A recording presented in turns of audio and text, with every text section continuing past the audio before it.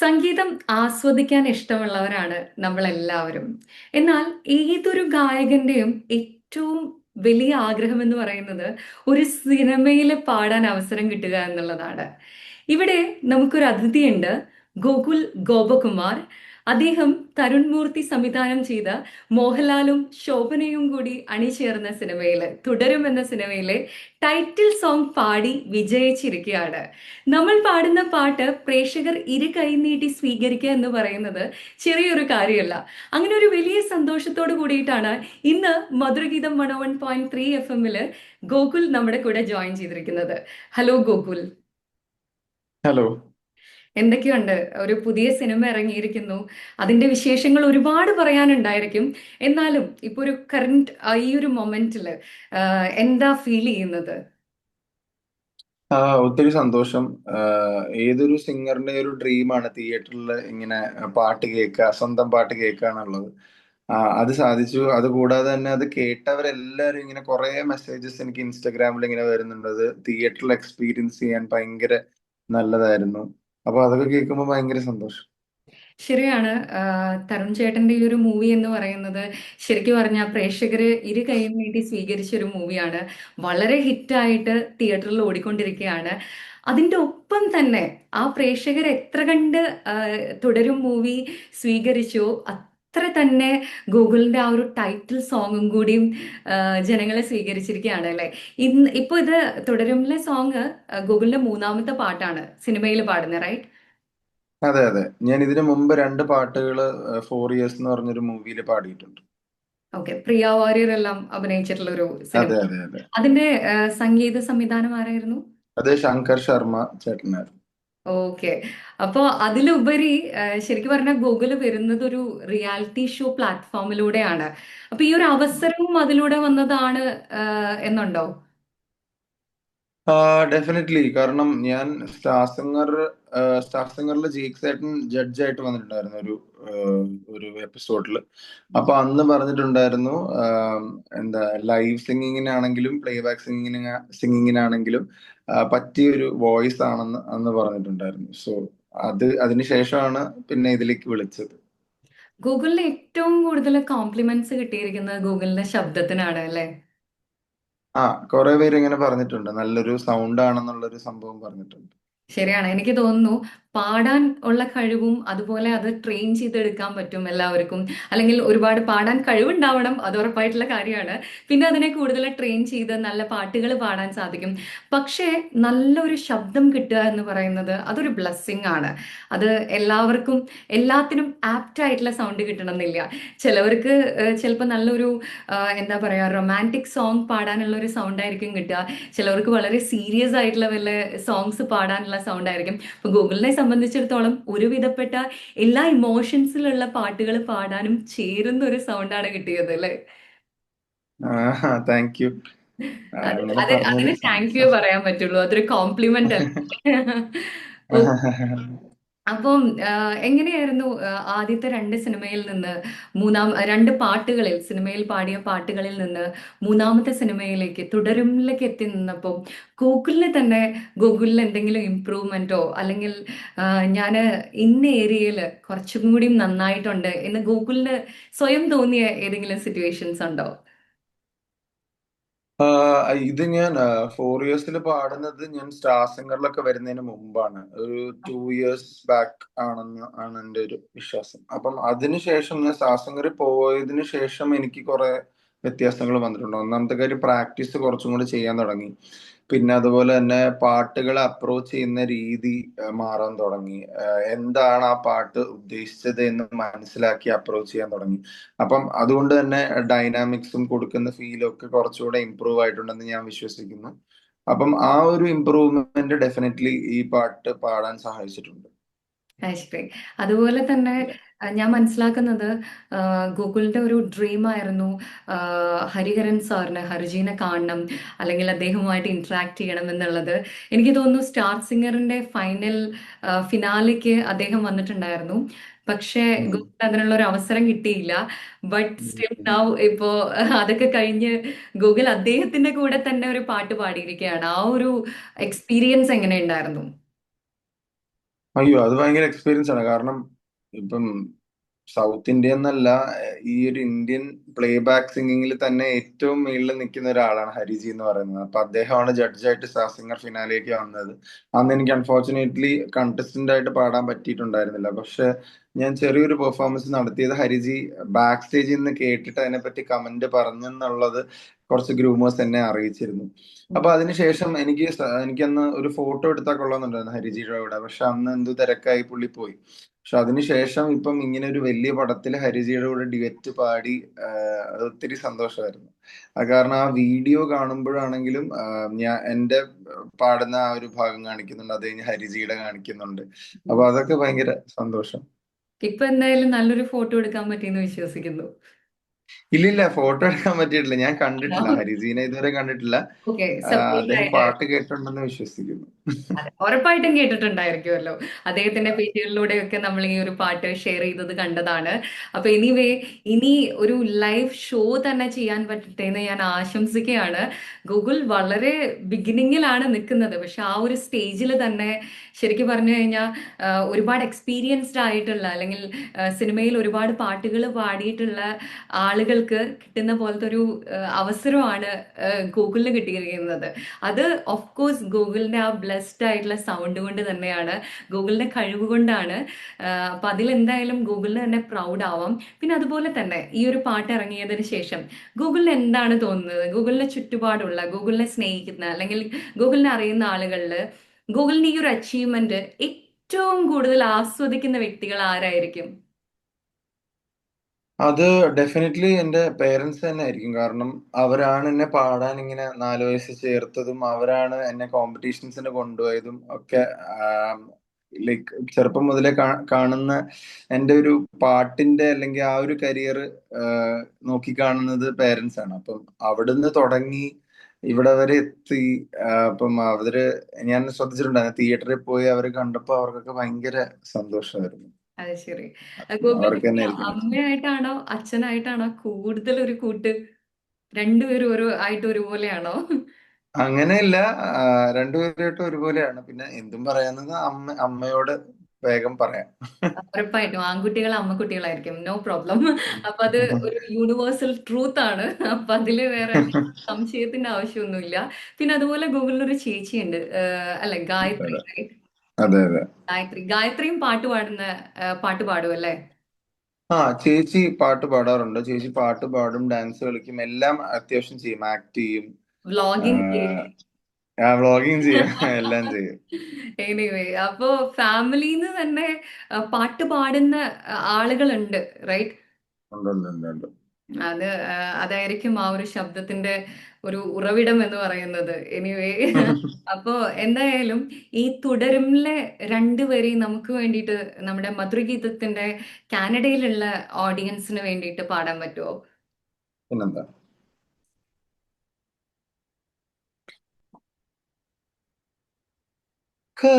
കരുതലായി കണ്ണിലലിവുമായി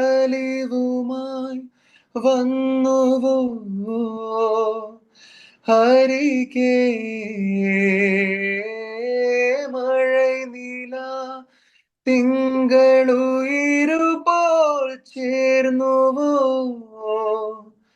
ആകമേ, വാനവില്ല് നീ മനമൂക്കിൽ മേലെ താരകം പോൽ കൺമണികൾ. നാം നടന്ന കാലം അതിശയജാലം, പല വഴിയേറുകയേ, കനല് തൂവും വേനൽ മധുരമാകുന്നേ, ദൂരം തേടിടുന്നേ, മിഴിയോരം നനയുകയോ മനമെങ്ങോ ഒഴുകുകയോ, ഒരു കൂട്ടം കഥകളുമായി ഇളം കാറ്റിൽ ഇടവഴിയിൽ, ഒരു കാലം ചെറുതൂവൽ ചിരി പകരും തലോടും താനേ കഥ തുടരും. എനിക്കിപ്പോ കൈയടിച്ച് ഒന്നും പറയാനുള്ള ഒരു സിറ്റുവേഷനിലല്ല. ഇപ്പൊ എന്റെ പുറകിൽ ഒരുപാട് ആളുകൾ ഉണ്ടെങ്കിൽ ഡെഫിനറ്റ്ലി അവരെല്ലാവരും കൈകൾ അടിച്ചേനെ. അത്രയും മനോഹരമായിട്ടാണ് റൈറ്റർ ആ വരികളില് എന്ത് ഇമോഷൻ ആണോ ഉൾക്കൊള്ളിച്ചിട്ടുള്ളത്, ആ ഒരു ഇമോഷൻ ശരിക്കും പറഞ്ഞു കഴിഞ്ഞാൽ പാട്ടുകാരൻ പാട്ട് പാടുമ്പോൾ അത് ഓഡിയൻസിലേക്ക് എത്തുക എന്ന് പറയുന്ന ഒരു ചെറിയ കാര്യമല്ല. അതിന് ഉറപ്പായിട്ടും എനിക്ക് തോന്നുന്നു ഒരു വളരെ ഇമോഷൻസ് പുറത്ത് കാണിക്കുന്ന ഒരു സിംഗറും കൂടിയാണ് ഗൂഗിൾ. ലൈഫിൽ എങ്ങനെയാണ് ഇതേപോലെ തനിക്ക് തോന്നുന്ന തന്റെ ഇമോഷൻസ് ഒക്കെ വളരെ എക്സ്പ്രസീവ് ആയിട്ടുള്ള ഒരാളാണോ, അതോ വളരെ അങ്ങനെ എക്സ്പ്രസീവ് അല്ലാണ്ട് എല്ലാം റിസർവ്ഡ് ആയിട്ട് വെക്കുന്ന ഒരാളാണോ ഗൂഗിൾ? അങ്ങനെയല്ല, ലൈക്ക് കാണിക്കേണ്ട ഇമോഷൻസ് കാണിക്കും. ഇപ്പം ഈ പറയുന്ന പോലെ സന്തോഷം വന്നാൽ സന്തോഷിക്കും, വിഷമം വന്നാൽ വിഷമിക്കും. പിന്നെ അതേപോലെ തന്നെ ഇപ്പം ആരെങ്കിലും അപ്രീഷിയേറ്റ് ചെയ്യേണ്ടതായിട്ടുള്ള ഒരു സംഭവം വന്നാൽ ഓപ്പൺ ആയിട്ട് തന്നെ ചെയ്യും. അങ്ങനെ ചെയ്യുന്നതാണ് എനിക്ക് ഇഷ്ടം. അത് ശരി. അല്ല, അതെ. ഈ പാട്ടില് ശരിക്കും പറഞ്ഞു കഴിഞ്ഞാൽ പലപ്പോഴും നല്ല വരികളായിരിക്കും. ചിലപ്പോൾ കേൾക്കുമ്പോൾ നമുക്ക് ആ ഒരു വരികളുടെ ഫീലിങ്സ് കിട്ടാറില്ല. പിന്നെ അതുപോലെ തന്നെ നിങ്ങളുടെ സ്റ്റാർ സിംഗറിലായാലും പലപ്പോഴും പറഞ്ഞിട്ടില്ലേ, വളരെ എക്സ്പ്രസീവ് ആയിട്ടുള്ള സിംഗറാണ് ഗൂഗിൾ എന്ന്. അതുപോലെ ഉം. തന്നെയാണ് ഗൂഗിൾ അത് പാടുമ്പം ശരിക്കും ആ ഒരു ഗൂഗിൾ ഉദ്ദേശിക്കുന്ന ആ ഒരു ഫീലിംഗ്, അല്ലെങ്കിൽ എഴുത്തുകാരൻ ഉദ്ദേശിച്ച ഫീലിംഗ് ശരിക്കും ഓഡിയൻസിലേക്ക് കിട്ടുന്നുണ്ട്. അപ്പോൾ എനിവേ, അതുപോലെ തന്നെ എനിക്ക് ഒരു കാര്യം കൂടിയും ചോദിക്കാനുള്ളത് എന്താണെന്ന് വെച്ചാല്, ഗൂഗിളിന്റെ ചെറിയൊരു പ്രായമാണ്. ഈ ഒരു പ്രായത്തിനുള്ളിൽ ഒരു എന്താ പറയാ, ഒരു റിയാലിറ്റി ഷോയിൽ പാർട്ടിസിപ്പേറ്റ് ചെയ്തു. അതിന്റെ ഫൈനൽ കണ്ടസ്റ്റൻസിന്റെ ഉള്ളിൽ ഒരാളാവാൻ സാധിച്ചു. അപ്പം ഈ ഒരു ലെവലിൽ ശരിക്കും പറഞ്ഞാൽ നമ്മുടെ എഡ്യൂക്കേഷൻ കൂടെ കൊണ്ടുപോകണം. അതുപോലെ നമ്മൾക്ക് പ്രാക്ടീസ്, അതേപോലെ നമുക്ക് ഇഷ്ടപ്പെടുന്ന പല കാര്യങ്ങളും നമുക്ക് മാറ്റി വെക്കേണ്ടി വരും നമ്മുടെ ഈ ഒരു ലക്ഷ്യത്തിന് വേണ്ടിയിട്ട്. അങ്ങനെയുള്ള സിറ്റുവേഷൻസിനെ എങ്ങനെയാ ഗൂഗിൾ ഹാൻഡിൽ ചെയ്തത്? അതുപോലെ തന്നെ ഗൂഗിൾ ഇപ്പം എത്തി നിൽക്കുന്ന ഒരു നിലയിൽ എത്താൻ വേണ്ടിയിട്ട് ആരാണ് ഏറ്റവും കൂടുതൽ ഗൂഗിളിനെ മോട്ടിവേറ്റ് ചെയ്തത്? അങ്ങനെ മോട്ടിവേറ്റ് ചെയ്ത ഒരാളുണ്ടോ ഗൂഗിളിന്? ഞാൻ ആക്ച്വലി PG എടുത്തത് സൈക്കോളജിയിലാണ്. സൈക്കോളജി കഴിഞ്ഞിട്ട് ഉടനെ തന്നെ എന്റെ PG കംപ്ലീറ്റ് ആയി കഴിഞ്ഞിട്ടാണ് ഞാൻ സ്റ്റാർ സിംഗറിലേക്ക് കയറിയത്. അതുകൊണ്ട് തന്നെ പഠനം അങ്ങനെ എഫക്റ്റഡ് ആയില്ല. ആയിട്ടില്ല. ഇല്ല ഇല്ല ഇല്ല. അപ്പം അതുകൊണ്ട് വലിയ കുഴപ്പമുണ്ടായിരുന്നില്ല. സോ പിന്നെ എന്നെ ആക്ച്വലി സപ്പോർട്ട് ചെയ്യുന്നത് എന്ന് പറഞ്ഞാൽ എന്റെ പേരൻസ് തന്നെയാണ്. പിന്നെ അതേപോലെ തന്നെ ഞാനിപ്പോ ഇൻസ്റ്റഗ്രാമിലാണെങ്കിലും എവിടെയാണെങ്കിലും വീഡിയോസ് ഇടുമ്പം അതിനുള്ള റിയാക്ഷൻസ് അല്ലെങ്കിൽ കുറെ പേര് കമന്റ് ആയിട്ട് അറിയിക്കും, മെസ്സേജസ് ആയിട്ട് അറിയിക്കും. അതൊക്കെ എന്നെ ഭയങ്കര മോട്ടിവേറ്റ് ചെയ്യാറുണ്ട്. അപ്പം എനിക്കൊരു റീൽ ഇട്ട് കുറച്ച് പേര് അത് കണ്ട് കുറച്ച് നല്ല കമന്റ്സ് കിട്ടുമ്പോൾ വീണ്ടും പാടാനുള്ള ഒരു മോട്ടിവേഷൻ ഉണ്ടാവാറുണ്ട്. Yeah. ശരിക്കും പറഞ്ഞാൽ ഗൂഗിളിന്റെ ഈ ഒരു ഒരു സോങ് അല്ലെങ്കിൽ ആ ഒരു പ്രൊഫഷൻ, ആ ഒരു സിംഗിങ് എന്ന് പറഞ്ഞ പ്രൊഫഷൻ ചൂസ് ചെയ്യാൻ വേണ്ടിയിട്ട് പ്രാക്ടീസ് പ്രോപ്പറായിട്ട് നമ്മൾ പ്രാക്ടീസ് ചെയ്യണം. അതിനൊക്കെ ബാക്കിൽ നിന്നൊരു സപ്പോർട്ട് ഗൂഗിളിന് ആവശ്യമുള്ള ആളാണോ, അതോ ഗൂഗിളിന്റെ ഒരു ഗോളാണോ എന്താ പറയുക, എനിക്ക് ഇങ്ങനെ പ്രാക്ടീസ് ചെയ്യണം, എനിക്ക് ഇങ്ങനെ ഇങ്ങനെ അച്ചീവ് ചെയ്യണം, ഇതാണ് എൻ്റെ ലൈഫ്, ഈ ഒരു ഇതാണ് എൻ്റെ പ്രൊഫഷൻ എന്ന് ചൂസ് ചെയ്യുന്ന ഒരാളാണോ, അതോ ഓൾവേസ് ഐ നീഡ് സപ്പോർട്ട്, ബാക്കിൽ നിന്ന് എനിക്ക് ഒരാളുടെ ബലം വേണം, ആ ഒരു സപ്പോർട്ട് വേണം, അങ്ങനെ ഉള്ള ആളാണോ? ലൈക്ക് സപ്പോർട്ട് ഉണ്ടെങ്കിൽ കൊള്ളാമെന്നുള്ളതേ ഉള്ളൂ. അല്ലാതെ ഞാൻ തന്നെ ചെയ്യാറുണ്ട്. പ്രാക്ടീസ് ആണെങ്കിലും ഞാൻ എല്ലാ ദിവസവും ഇങ്ങനെ പ്രാക്ടീസ് ചെയ്യാൻ വേണ്ടി ചെയ്യാറില്ല. നല്ല ചില ദിവസങ്ങളൊക്കെ എന്നാ ഇന്നൊന്ന് പ്രാക്ടീസ് ചെയ്തേക്കാം അങ്ങനെ വിചാരിച്ച് ചെയ്യാറുണ്ട്. ഓ, പിന്നെ പാട്ടുകൾ എല്ലാ ദിവസവും പാടാത്തൊരു ദിവസം പോലും ഇല്ല. എന്തെങ്കിലുമൊക്കെ ഇങ്ങനെ പാടി കുറച്ചു നേരം ഇങ്ങനെ ഇരിക്കും. അത് ശരി. അപ്പൊ ഇനി അങ്ങോട്ടുള്ള ഒരു ലൈഫ് അല്ലെങ്കിൽ ആ ഒരു ജേർണി എന്ന് പറയുന്നത്, ഫ്യൂച്ചർ എന്ന് പറയുന്നത് സംഗീതത്തിലേക്ക് തന്നെ അറ്റൻഷൻ കൊടുക്കാനാണ് നമ്മൾ ഉദ്ദേശിച്ചിരിക്കുന്നത്, അല്ലേ? അതെ, തൽക്കാലം ഇപ്പം സംഗീതം. ഇപ്പൊ എനിക്ക് ഗോകുൽ ഗോപകുമാർ ലൈവ് എന്ന് പറഞ്ഞൊരു ബാൻഡ് ഉണ്ട്. സോ അപ്പം അവരായിട്ട് ഇങ്ങനെ കുറച്ച് കാര്യങ്ങളൊക്കെ പ്ലാൻ ചെയ്യുന്നുണ്ട്. അപ്പം അങ്ങനെ ഷോസ് ഒക്കെ ചെയ്യാൻ വേണ്ടിയിട്ടാണ് ലൈക്ക് ലൈവ് ഇനി പ്ലാൻ കോൺസേർട്ട് ചെയ്തിരിക്കുന്നത്. ലൈവ് അതെ. കോൺസേർട്സ് ഒക്കെ നമ്മൾ ചെയ്യാറുണ്ടല്ലേ ആ ഒരു ബാൻഡില്? ഉണ്ട് ഉണ്ട് ഉണ്ട് ഓക്കെ. ഉണ്ട്.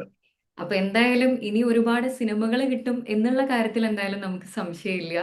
അതോടൊപ്പം തന്നെ ഇതേപോലെ ഓരോ റിയാലിറ്റി ഷോയിൽ പാർട്ടിസിപ്പേറ്റ് ചെയ്യുന്ന അങ്ങനെയുള്ള ആളുകളോട്, കുട്ടികളോട്, അല്ലെങ്കിൽ ഗൂഗിളിന്റെ പ്രായമുള്ള ആളുകളോട് ജനറൽ ആയിട്ട് എന്താ ഗൂഗിളിന് പറയാനുള്ളത്?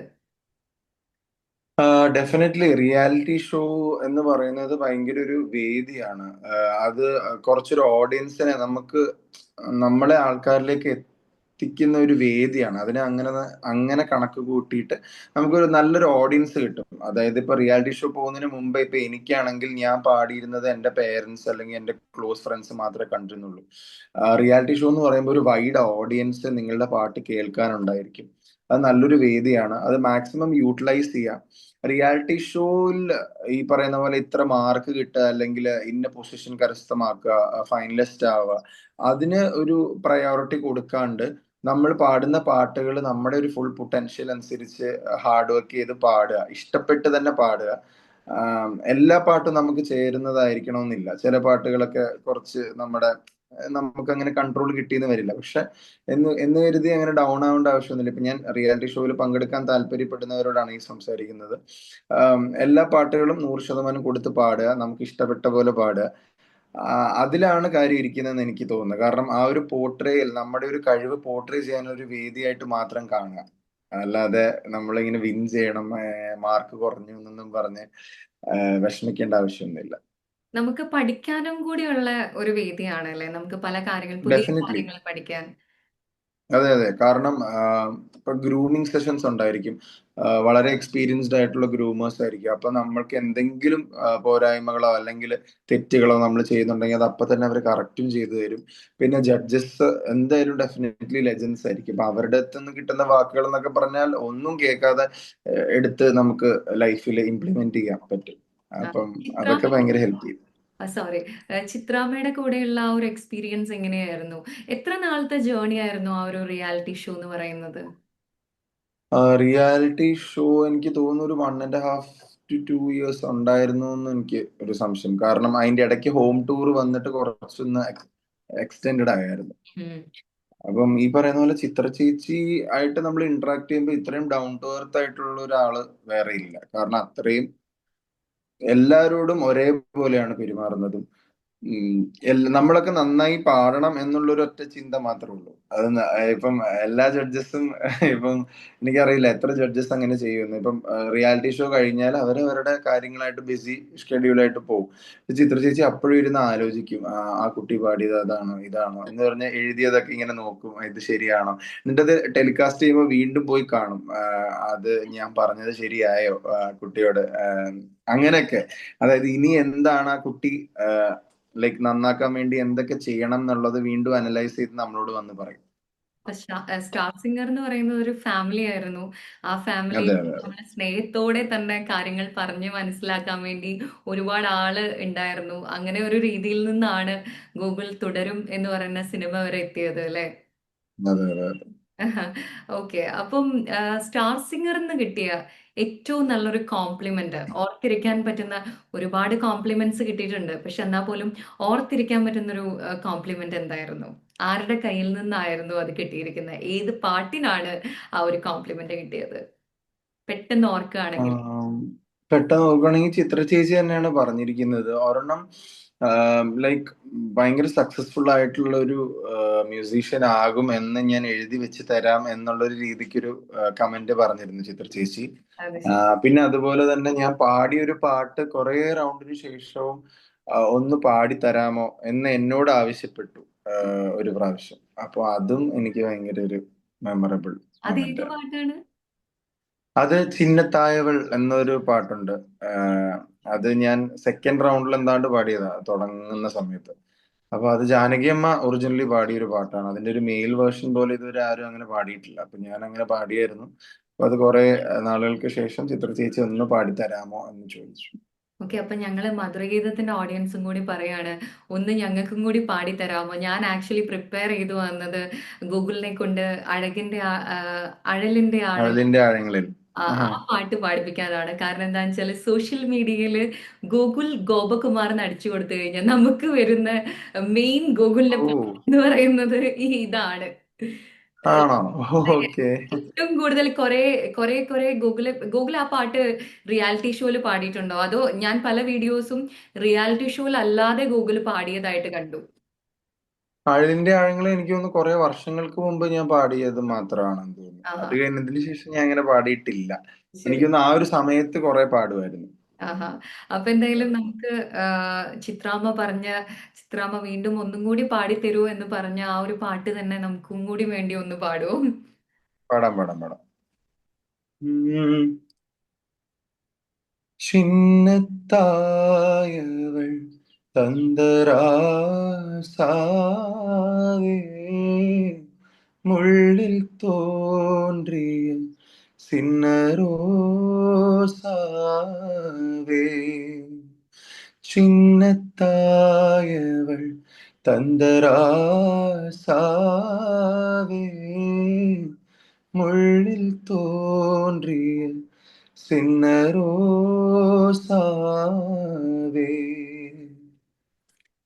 சொல்லவாரோ நம் சொந்தங்கள் யார் யாரோ, உந்தன் கண்ணில் ஏண்டா நீரோ, சின்னத்தாயவள் தந்தராசாவே, முள்ளில் தோன்றிய சின்னரோசாவே.